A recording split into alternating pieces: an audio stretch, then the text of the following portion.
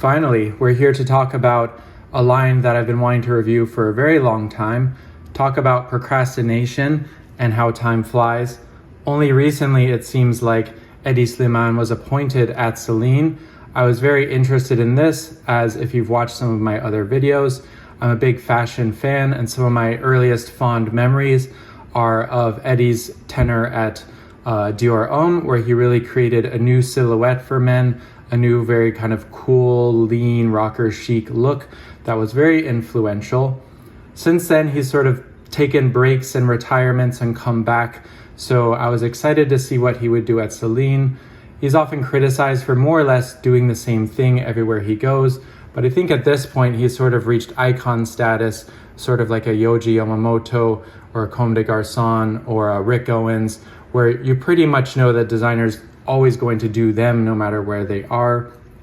You could criticize that his world is not a world of his own creation, it's more of curation, often inspired by certain rock and music movements and sort of youth movements from different countries and eras. But his strength is in really perfecting this aesthetic and really having like a laser sharp eye and nose when it comes to kind of offering a coherent and cohesive sort of image for a brand.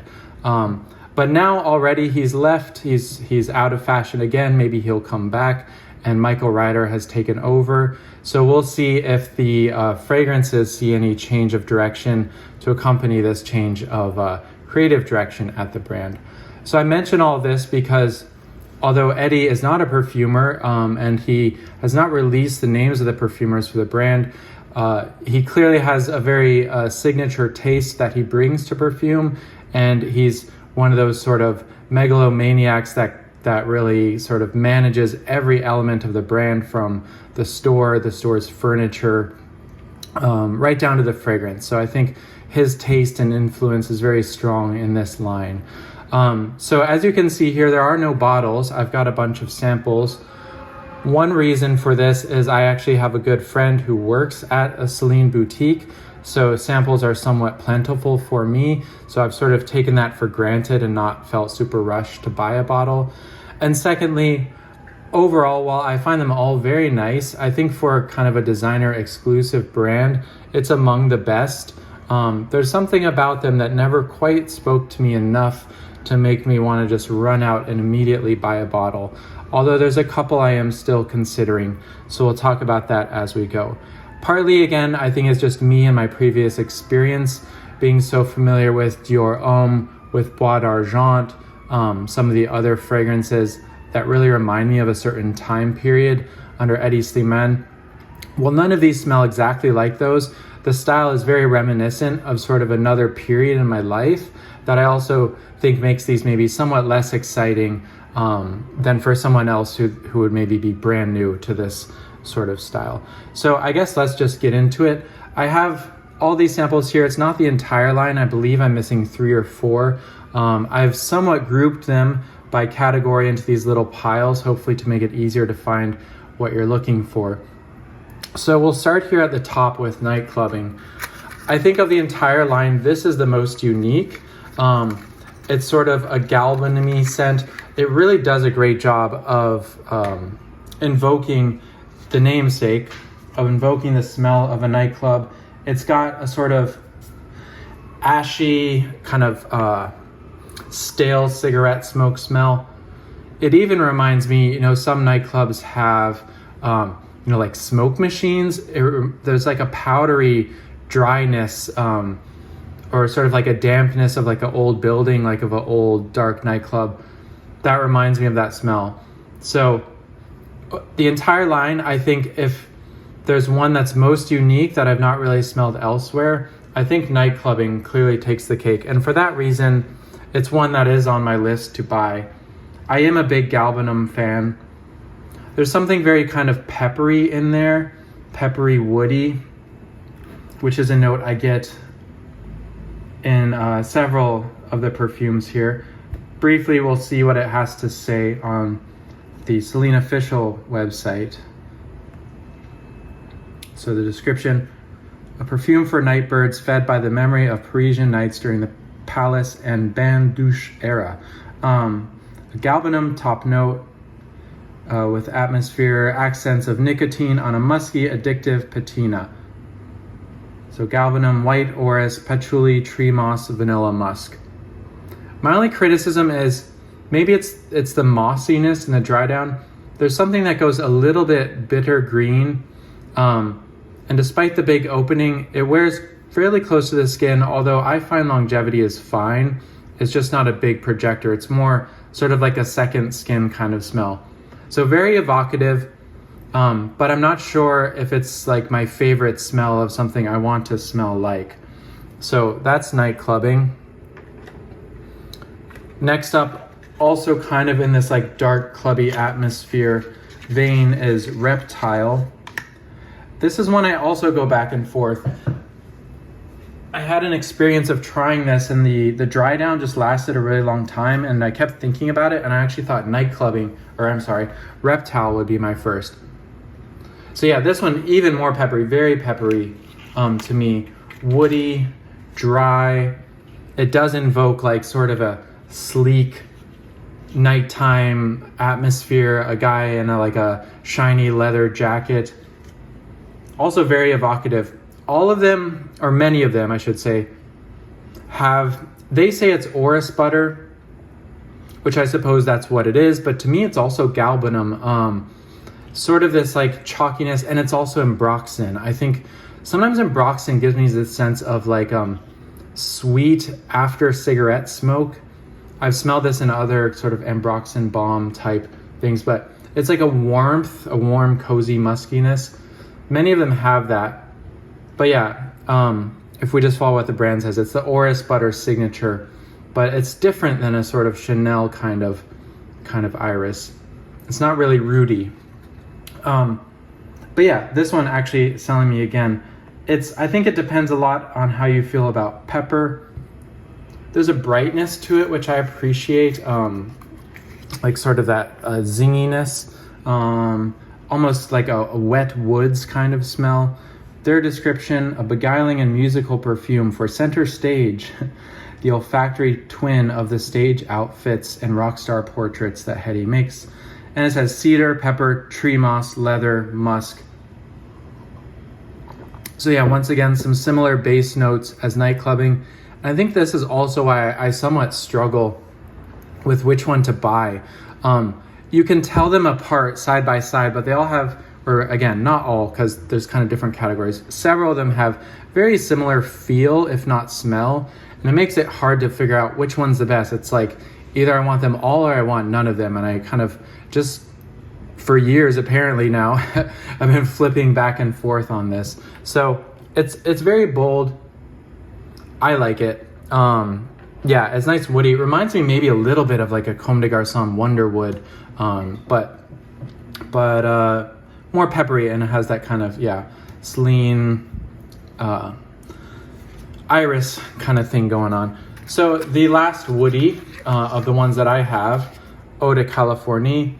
This one actually currently in my revisiting of these is the front runner of what to buy if I buy one, because I feel like if there's one of the woody fragrances that sort of sums up the whole line really neatly, it's Eau de Californie.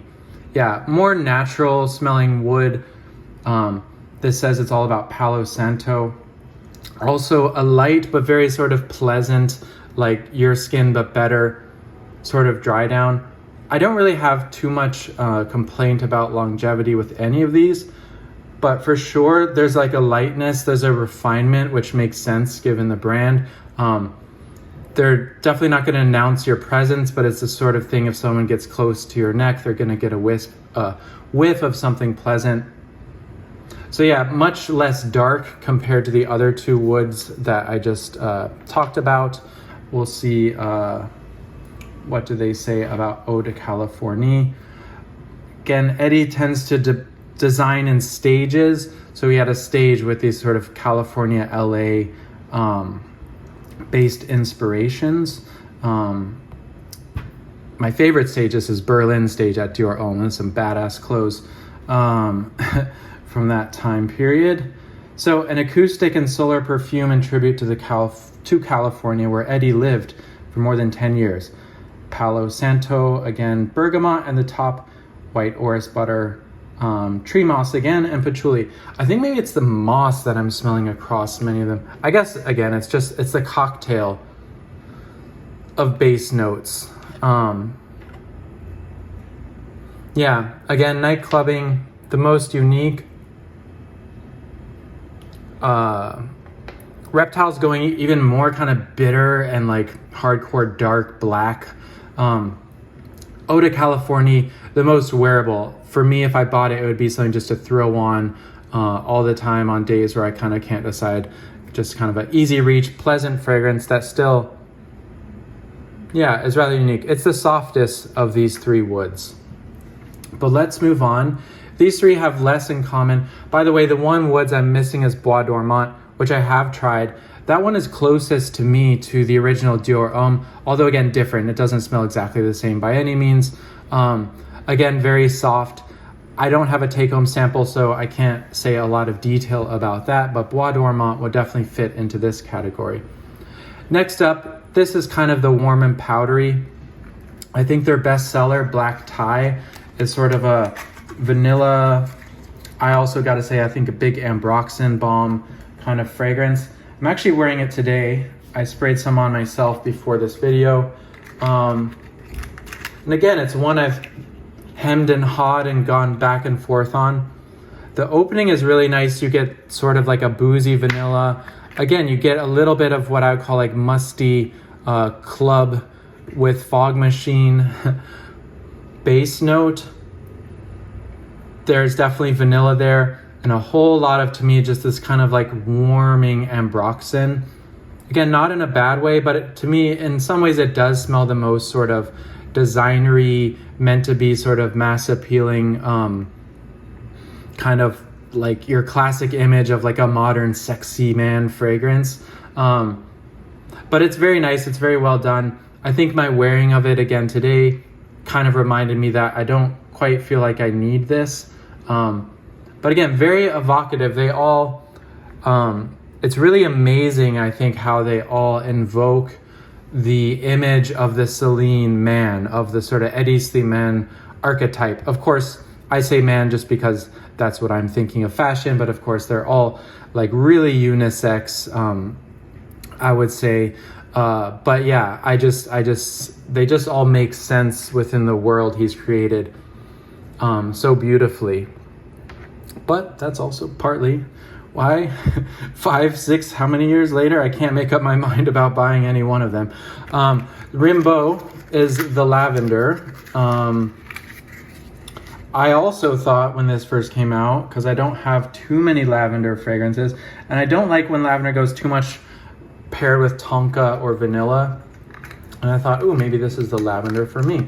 But once again, they almost all feel like, so far, like flankers of the sort of Celine base note, the woody, mossy, orrisy base note. This has the lavender at the opening is really beautiful, actually, compared to all of these. It's kind of like a breath of fresh air. It takes you a little bit out of the darkness and more into like the countryside, like lavender fields. Really gorgeous lavender opening. Again, a somewhat similar kind of warm, sexy, somewhat like dusty, powdery, woody base as the others I've discussed so far. Rimbaud, of course, is a cool reference for a fragrance. I always think of Anne Dimmelmeister. She was the real Rimbaud designer. And it says a hypersensitive portrait, both intimate and symbolic. Portrait of a 17-year-old poet. Blah, blah, blah. I'll let you read the rest. But they say lavender, neroli, white orris butter, accords of wheat, musk, and vanilla. Yeah, really nice. Yeah, the lavender, again, really sticks out and makes it distinctive from the others so far. And then Le Peau Nue. Sorry about that. His naked skin. This is the most sort of Chanel derivative. Oh yeah, this another one. You can't get caught by the opening, because so many times I've revisited a fragrance that I didn't quite like, or I had decided not to buy, and upon opening I think, wait, I misjudged this, but by the dry down I always come back to the same conclusion. But really lovely. This is the most obviously irisy, sort of purple violety opening, like a beautiful French cream. It's most similar to La Pausa from Chanel, although there's many other things in Chanel, number 19, number 5, but doesn't really have the aldehydes, but a lot like La Pausa. And I think that's why ultimately I decided I don't need this, because I like La Pausa just as well, if not slightly better. But really beautiful. If you're just an absolute iris fiend, or you don't have, or for whatever reason don't like something about La Pausa, definitely try this. The description: rose, bergamot. Yeah, there is a nice real freshness. I remember when these first came out, maybe they still do, they had them ordered sort of from light to dark, and they would kind of walk you through and do the spiel, I think starting with Parade, probably ending with Black Tie. Also, when they first opened, I think this also might be true, they would give you 2 free samples if they could take down your information, and they really kept track, an inventory of all the samples that went out, including, there's even codes on all of these. So yeah, we're heading into the sort of the florals, the brighter territory. In a way, I'm working backwards from the way they would introduce them to you. Really beautiful. Again, right now, I'm really liking it. I think, again, it's just partly what I already have in my own collection that prevents me from buying a bottle. It goes without saying, they're all very well done, but maybe a little bit classic. I don't know. They do a good job of, I think, being classic and French, but not smelling old or vintage. They still smell modern. They still smell, oh, this time. But I think that classicism is really in their sort of quiet refinement. Nothing really pops majorly off the skin. Nothing smells like ultra brand new and innovative, like you've never smelled it before, other than maybe Nightclubbing. So here we go. I think it's their newest release, Un été Francais, a French summer. Again, one that I thought beautiful at start. And it's not like the dry downs lose it or fall apart. They just become, many of them become somewhat less interesting in the dry down. This really beautiful up front, sort of coconutty, tuberose, neroli, very evocative again of the name, very evocative of summer. A little bit of like a sort of sunscreen type smell. This one I do remember because I tried a bunch of sprays in store recently. I was disappointed with the dry down. After such a nice opening, I felt like it went to something very flat and quiet after not too long. But they say bergamot, petitgrain, neroli, gorse, and vanilla accords. Saint Tropez, late afternoon, carefree vacations. Yeah, again, really beautiful floral. I think every reviewer has to take into account what they've smelled and what they own. And I'm just like spoiled with the riches of my fragrance cabinet. So I can say these are all well done with, while also saying I don't think I need any of them. I've got Carnal Flower, which I love. I have lots of beautiful floral fragrances. But this is a nice one. Maybe it distinguishes itself by being sort of the Goldilocks. It's like not all overly tuberose. It's got a nice bright sunny sort of neroli, but it's not all overly sunscreen either. And while it has a beautiful freshness to the opening, it has a fairly quiet, subdued kind of vanilla base. So if you want something more on the subtle side, that is still a beautiful sort of evocation of summer florals, could be the one for you. Next up, Cologne Francais. This is where people go wrong with French. Feminine, Française. Masculine, Francais. There you go. I'm not French, but there's your French lesson for today. Hopefully I didn't mess it up. This is one of the early releases. This one's more about fig. Yep, definitely fig. Again, many of these feel like they have like a certain sort of sauce for the floral bases, and then you've just got sort of a different top note or top few notes. So this one has the fig, whereas that one has more the tuberose and neroli. Yeah, really nice creamy fig. I like it better than some other figs. Philosopos, of course, is the standard, and it is really beautiful, but many figs are just figs. I think this does a good job of incorporating fig into a fragrance that has some other pleasant sort of floral, bright elements to it. So let's see, what does it say about this? Dom Perignon. Okay, so there are details. The promise of Paris when you're just 20 years old. Aw, so much youth and innocence. Bergamot, coriander, laurel blossom, musk, and vanilla. Interesting. Oh, duh, because I'm doing Cologne Francais. I'm like, they don't mention the fig. Sorry about that. I'm on the Celine website, so I don't get kind of messed up. Inaccurate information from that other website. Yeah, here we go. Neroli, fig tree accord, white orris, butter, tree moss, musk. Yeah, really beautiful. Sort of same volume as Un Été Francais. It creates kind of a warm, slightly vanilla in the dry down, sort of like musky haze on your skin after that sort of brighter figgy opening dries down.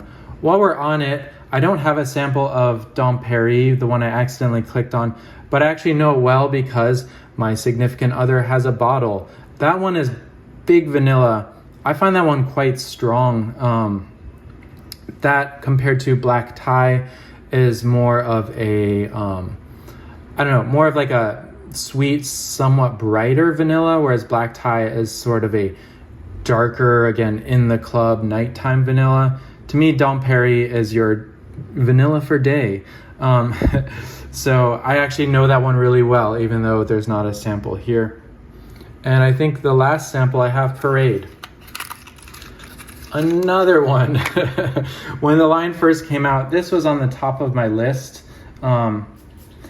It's basically a citrusy cologne, but it has a nice long-lasting trail, and again it has that sort of signature Celine accord. Yeah, I really like the opening because I'm a sucker for really just a really good eau de cologne. Very neroli forward opening, and this one for this scent profile, it really lasts quite a long time. Again, I felt in the dry down that it does start to give that similar, I don't want to say, because I've never smelled it, I have no reference for this, but some people say there's druggy references like meth, and there's something synthetic, but not in a bad way, just like invoking something not from nature. But I feel like I detect a little bit in the Parade dry down, but it's something that I like. It's a smell that I like. But again, it's that sort of clubby thing. I remember when the fragrance line launched that collection, they said all the models were wearing Parade. So let's see. I suppose in French it's parade, which also means just to walk. So I think maybe in English sounds kind of more silly than it does in French. A musky powdery cologne. Yeah, it's the musky powdery dry down that I think makes it quite nice, with a very codified ritual of male sartorial appearance. It says bergamot, neroli, vetiver, musk, oak moss. I'm really curious. Many of them have oak moss, and I think that's the nail. I said earlier galbanum, but it must be their oak moss because it's that sort of like bitter, herbal, dusty, slightly, like I say, dry cigarette smoke, like on your jacket, like weeks later, because it's not that realistically cigarette-y. I think this is coming from their oak moss. I wonder if it's a literal oak moss, if it's an oak moss accord, if it's the oak moss removed of the allergenic ingredients. But that's something I'd never noticed before. How many of these where I smell that similar base actually have oak moss listed. So that's all the ones I have here. Zuzu I've tried, it's too sweet. It's a big ethyl maltol musky thing, but I guess if you want kind of a sweet, musky, irisy sort of scent, you might be into it. I've tried all of them. What else don't I have here?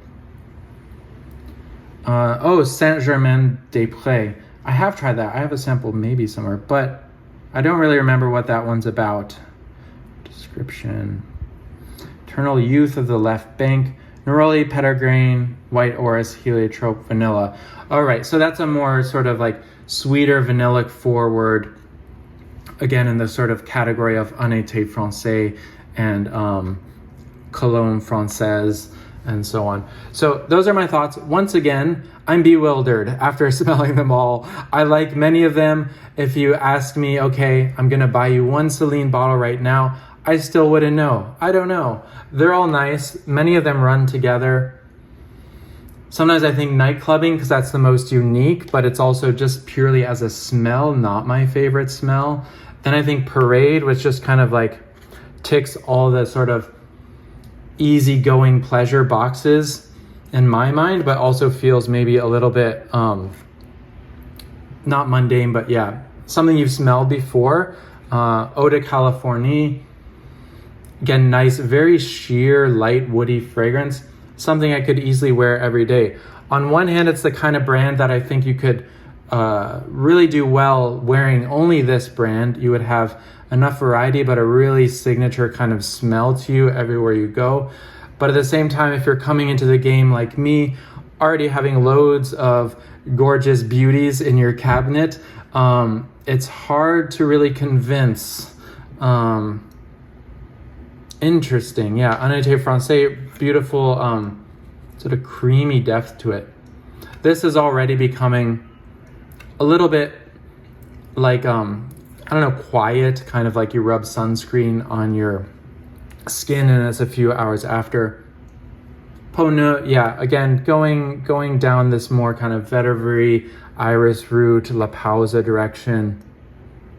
Rimbaud, yeah, the lavender's still hanging on. I do like the lavender they use in that. It's very, very nice. Black tie, yeah, again, something about it just, I'm sorry, it reads douchey to me. Like, I'm just not that kind of person to wear black tie. I'm sorry if you wear it and you love it. It's just like something like cheesy, sexy man with his shirt unbuttoned to his navel and like a big hairy chest. I don't know. But it could also be like cozy, I'm in my blankets at home, kind of warming vanilla scent. Reptile, yeah. Reptile's kind of hardcore and I appreciate it for that. And it's sort of like synthetic black bitterness. Not smoky black in any way, but yeah, there's just like a real synthetic bitterness. Nightclubbing, yeah, still that sort of green ashy. I'm thinking if I buy one, it might be Nightclubbing. Why am I thinking about buying one? Just in case Michael Ryder F's things up and starts chopping these or starts releasing things with his own aesthetic imprint. I think it's time to maybe pick up one or two of my favorites from the line. But yeah, tell me what you think. Do you have the same dilemma of them all being good, but nothing sticks out enough that you don't even know where to start if you were to buy one? This is literally a dilemma I've been having for like 4 or 5 years. Ever since they released, I immediately went to the store to try them. Still, we're without bottle. But anyway, hopefully you enjoyed my rambling discussion of the Celine fragrances.